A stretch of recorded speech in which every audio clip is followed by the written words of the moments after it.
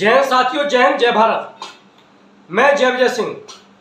अभी हाल ही में बुंदेलखंड विश्वविद्यालय 2025-26 का मैंने पीएचडी एंट्रेंस एग्जाम दिया था, जिसमें संदीप सिंह सर ने, जो कि पीएचडी इंचार्ज हैं, उन्होंने मेरे विरोधियों के साथ षड्यंत्र करके मुझे फेल कर दिया है।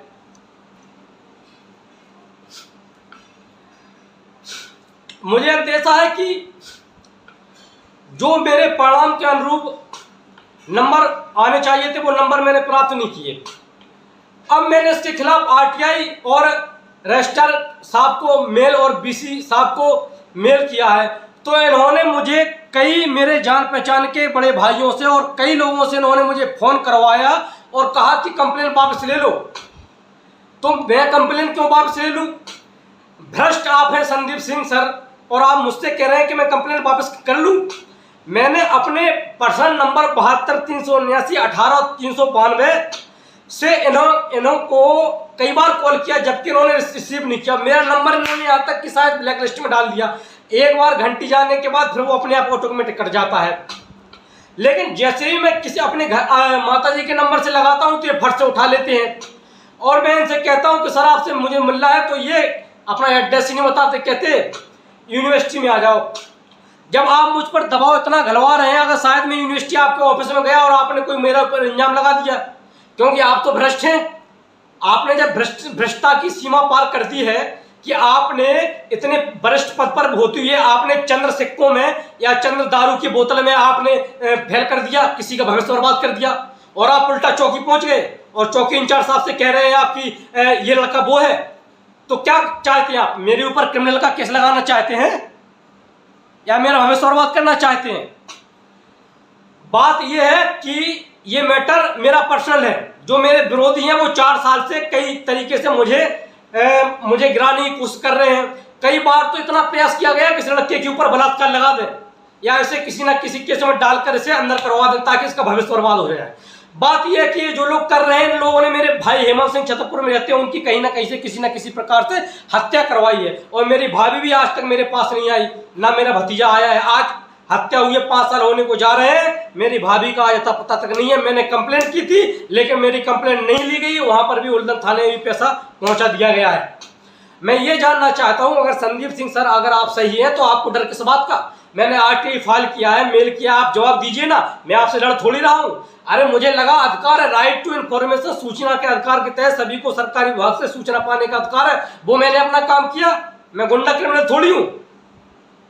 तो मैंने अपना काम किया, आप जवाब दीजिए। आप मुझ पर दबाव करवा रहे हैं, कहीं पुलिस चौकी से, कहीं से। क्या ये मुझे बंदा फोन करता है? अगर आपका नंबर अगर आपका प्रोफेशनल है तो फोन करेंगे ना। नंबर किस लिए होता है? कंप्लेन करने के लिए होता है ना। इतनी सी बात समझ नहीं है। ये अपना रुतबा दिखा रहे हैं, पावर दिखा रहे हैं, पैसा दिखा रहे हैं, क्योंकि जिन लोगों के कहने पर इन्होंने हमारे साथ गलत किया है वो लोग प्रशासनिक आदमी तो है, साथ साथ में नेतागिरी में भी शामिल है और बड़े बड़े पद पर है। किसी की भी ऐसे तुम हत्या करवा दोगे, कोई आम जनता तो रह ही नहीं पाएगी। मेरा आग्रह है कि इनके नंबर की, संदीप सिंह के नंबर की बाकायदा जांच हो। ये किस किस नंबर से इनकी बात हुई है, कि कहां ये इन्वॉल्वमेंट है इनका, और इन्होंने मुझे क्यों फेल किया है, उसका कारण निकाला जाए, कॉपी निकाल के मुझे दिखाई जाए।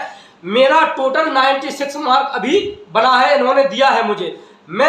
मेरा शिक्षा विभाग से और बुंदेलखंड यूनिवर्सिटी से, उच्च शिक्षा विभाग से आग्रह है, मेरा 96 मार्क्स नहीं, मेरा तो मार्क्स सिर्फ और सिर्फ 2 आए। नंबर 2 या नंबर 4 या नंबर 10 आए, मुझे मंजूर है। मुझे तो पारदर्शिता चाहिए। जिस प्रकार से मैंने आरटीआई फाइल किया उस प्रकार से मुझे पारदर्शिता चाहिए। आप पारदर्शिता क्यों नहीं करते? क्यों घुमा रहे हैं मुझे और उल्टा दबाव हलवा रहे हैं कि दोबारा मेल ना करें? हालांकि अगर इनके साथ कोई बदतमीजी भरी कोई गलत बात की होती बता सकते हैं। मैंने कोई ऐसी बात नहीं की उठा के चौकी पहुंच गए। क्या चाहते हैं कि मैं कंपड़ा लिखाऊं ताकि मैं चौकी जाऊं, आप चौकी में आप मुझे कंप्लेन कर दें और मेरे ऊपर कोई झूठा सा केस लगवा के मुझे अंदर करवा दें? डरवाना चाहते हैं मुझे। अरे हम भगत सिंह के अनुयायी हैं, सरदार भगत सिंह के अनुयायी हैं और गांधी जी को ही पूछते हैं, और साथ ही साथ में यूपीएससी सिविल सेवक, यूपीएससी के में छात्र भी रहे हैं और टीचर भी रहे हैं। हम डरने वालों में से नहीं है। खान सर पटना जैसे हम क्रांतिकारी शिक्षक हैं, अगर आप शिक्षक हैं तो हम भी शिक्षक रहे हैं। हर तरीके से ये लोग मुझे परेशान कर रहे हैं। ताकि ये व्यक्ति आगे ना बढ़ पाए। इनका टारगेट ये है कि ये व्यक्ति शिक्षा में आगे ना बढ़ पाए और ये पैसे ना कमा पाए, तो अपनी भाई की जो उसका हत्या हुई है उसका राज ना खोल पाए, क्योंकि हम इसे आगे उठने ही नहीं देंगे। इतनी सी बात संदीप सर को समझ में नहीं आती है कि आपको इस मैटर में इन्वॉल्व नहीं होना चाहिए। आप गुरु हैं, जैसे आप हमारे लिए सम्मानीय है वैसे अदर के लिए सम्मानीय है। हम तो आपका सम्मान करते हैं संदीप सर, और आप क्या है, आप इतने बड़े पद पे रह के 2 बोतल दारू के लिए, चंद पैसों के लिए बिक गए। ये है आपकी शिक्षा, ये है आपके संस्कार, और आप हमें संस्कार सिखा रहे हैं।